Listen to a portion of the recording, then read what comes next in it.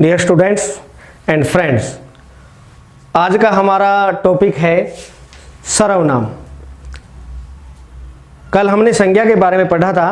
सर्वनाम यानी वे विकार्य शब्द जो संज्ञा के स्थान पर प्रयुक्त होते हैं उनको हम सर्वनाम कहते हैं। संज्ञा के स्थान पर प्रयुक्त होने वाले विकार्य शब्दों को सर्वनाम कहते हैं। जैसे हम बोले राम मेरा मित्र है, राम मेरे साथ पढ़ता है, राम के पिताजी डॉक्टर हैं, राम की माताजी गृहिणी हैं। तो बार बार राम राम राम एक संज्ञा का प्रयोग करना उस गद्य में या पंक्तियों में लगातार तो अटपटा लगता है। तो राम का प्रयोग, संज्ञा का प्रयोग एक बार करके उसके बाद हम उसके स्थान पर वह, उसके, उसका, उनके, उसे, इस प्रकार के शब्दों का प्रयोग करेंगे। उन शब्दों को कहा जाता है सर्वनाम।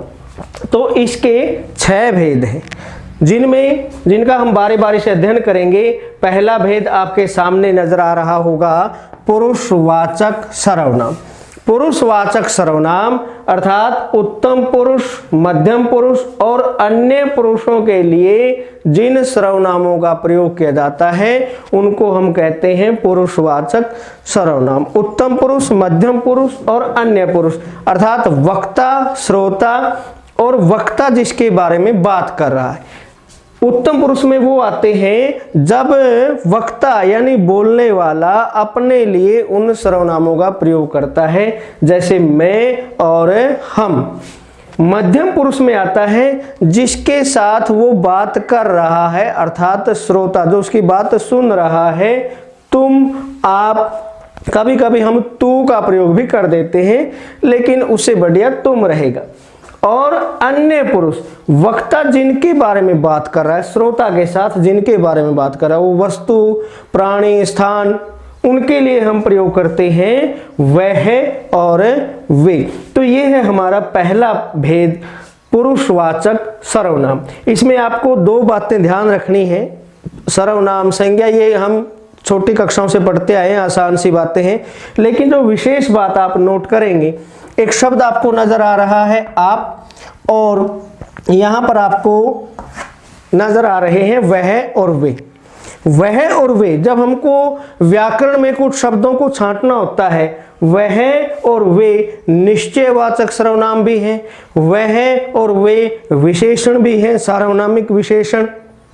इसी प्रकार आप निजवाचक सर्वनाम भी हैं। ये क्यों होते हैं अगले में इनको हम क्लियर करेंगे, विषय के साथ क्लियर करते रहेंगे।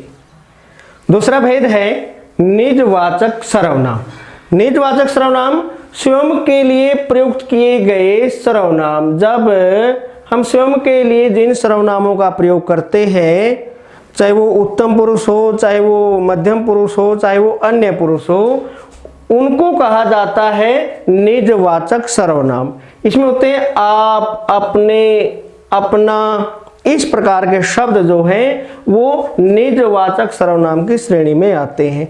जहां पर आपको द्वंद्व होता है, खासकर जो परीक्षाएं होती हैं, प्रतियोगी परीक्षाएं होती हैं, उनमें आप नोट करेंगे। अब जैसे आप है, आपके सामने वाक्य लिखे हुए हैं, मैं यह कार्य अपने आप कर लूंगा। आप कहां जा रहे हो? तो हम कैसे पहचाने कि ये आप कौन सा सर्वनाम है, ये आप कौन सा सर्वनाम है? बड़े बच्चे आराम से पहचान सकते हैं कि यहाँ पर जो है निजवाचक सर्वनाम है, क्योंकि ये मैं जो उत्तम पुरुष सर्वनाम है इसने अपने लिए प्रयोग किया है। यहाँ पर ये अन्य पुरुषवाचक सर्वनाम है। लेकिन फिर भी आसान सी पहचान, क्योंकि अन्य पुरुषवाचक सर्वनाम मध्यम पुरुषवाचक सर्वनाम है। मध्यम पुरुषवाचक सर्वनाम में आपके साथ एक शब्द और आया है तुम और आप। हम बड़ों के लिए आपका प्रयोग कर लेते हैं, बराबर वालों के लिए या छोटों के लिए तुम का प्रयोग कर लेते हैं। तो हम इनको अलग करने के लिए आपके स्थान पर तुम रख लेंगे। वाक्य में कोई फर्क ना पड़े तो वो होता है मध्यम पुरुषवाचक सर्वनाम, और वाक्य अटपटा लगे तो फिर हम उसको कहेंगे निजवाचक सर्वनाम।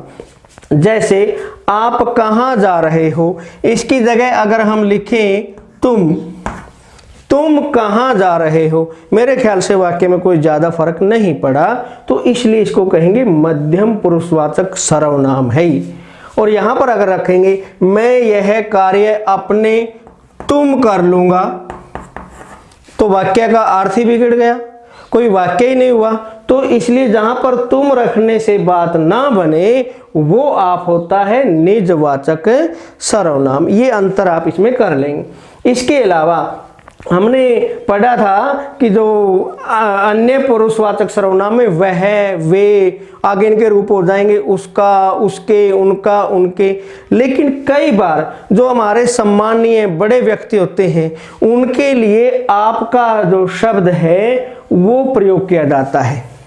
तो यहां पर एक वाक्य आपके सामने लिखा है, महात्मा गांधी हमारे राष्ट्रपिता हैं, आपका जन्म पोरबंदर में हुआ था।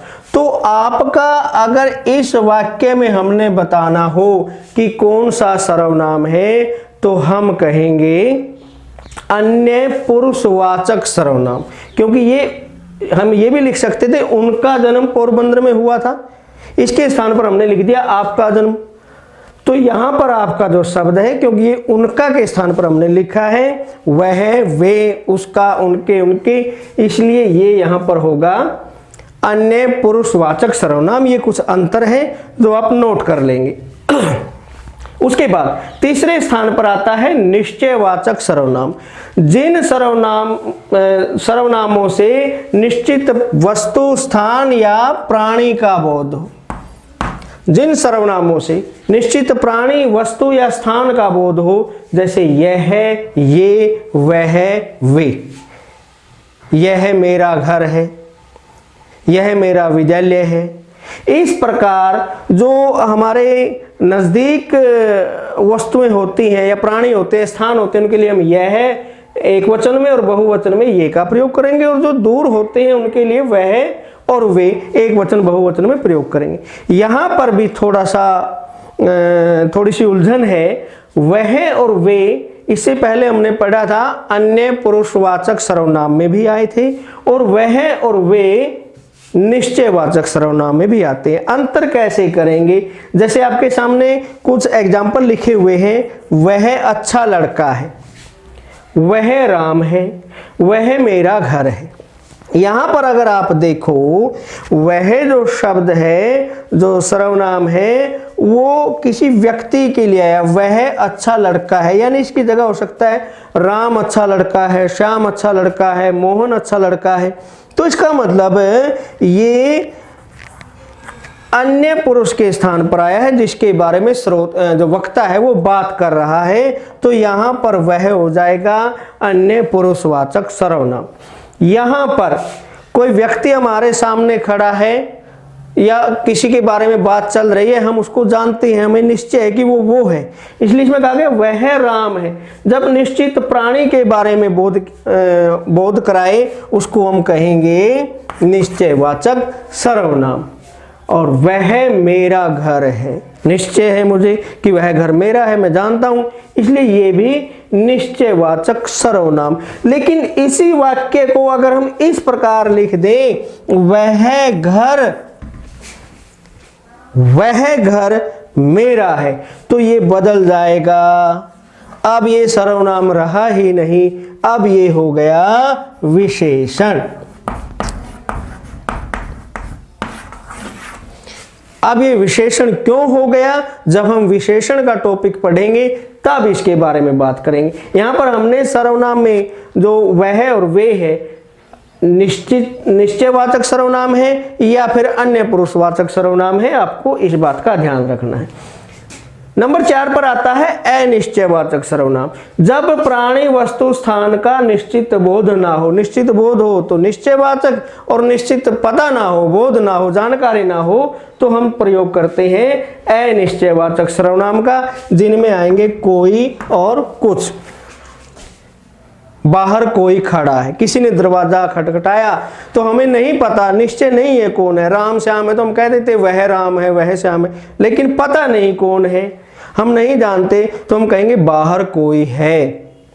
या दाल में कुछ पड़ा है, कुछ नजर आ रहा है लेकिन निश्चित नहीं भाई वो मक्खी है, मच्छर है, पता नहीं, अंधेरा है, कम दिख रहा है किसी भी प्रकार से, तो हम कहेंगे दाल में कुछ पड़ा है। जब किसी व्यक्ति वस्तु स्थान का निश्चय ना हो तो प्रयोग किया जाता है अनिश्चयवाचक सर्वनाम का। नंबर 5 पर है संबंधवाचक सर्वनाम। संबंधवाचक सर्वनाम जिन सर्वनामों से संज्ञा के साथ संबंध का बोध होता है उन्हें रखते हैं हम संबंधवाचक सर्वनाम की श्रेणी में। जैसे आपको नजर आ रहे हैं जो, सो, जैसा, वैसा, जिसने, उसने, जुड़े हुए शब्द हैं। जो करेगा सो भरेगा, जैसा बोओगे वैसा काटोगे, जैसी करनी वैसी भरनी, जिसने, उसने, जिसने मेहनत की उसने फल पाया। तो संबंध का जो बोध कराते हैं, संबंध को जो दर्शाते हैं उन्हें रखेंगे हम संबंधवाचक सर्वनाम के अंतर्गत। और अंतिम है इसमें प्रश्नवाचक सर्वनाम, जिन सर्वनामों से किसी व्यक्ति वस्तु स्थान के विषय में प्रश्न करना हो, प्रश्न खड़ा होता है, कौन, क्या, ये जो शब्द आते हैं प्रश्नवाचक सर्वनाम की श्रेणी में आते हैं। तुम्हारा क्या नाम है, तुम्हारा क्या नाम है। राम के साथ कौन आ रहा है, तो कौन, क्या, इस प्रकार के जो प्रश्नवाचक शब्द हैं वो प्रश्नवाचक सर्वनाम की श्रेणी में आएंगे।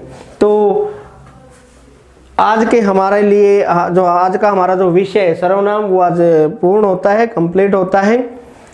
इसके बाद मिलते हैं अगले विषय में। तब तक सरकार के दिशा निर्देशों का पालन करते हुए घर पर सुरक्षित रहें और अपना जो कर्म है पढ़ाई वो करते रहें। धन्यवाद।